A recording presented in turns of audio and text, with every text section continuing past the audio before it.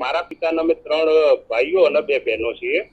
મારા પિતાએ 22/10/93 ની અંદર એ 3 ભાઈઓને એમને ખેતીની જમીન વારસાગત હતી બાપ દાદાની, એ વેચી આપેલી, પણ 2 બહેનોનો ભાગ નતો આપેલો.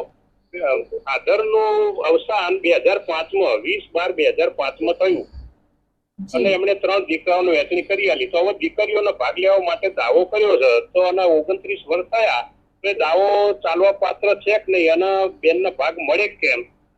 જો 2005 હિન્દુ સક્સેશન એક્ટમાં સુધારા થયા પછી એમાં જે જોગવાઈ છે એ પ્રમાણે 2004-2005 પહેલાં જો કોઈ જગ્યા કૌટુંબિક વહેંચણી થઈ ગઈ હોય અથવા કોઈ જગ્યા વેચાણ થઈ ગઈ હોય તો તેવી મિલકતમાં બહેનોનો હક લાગતો નથી.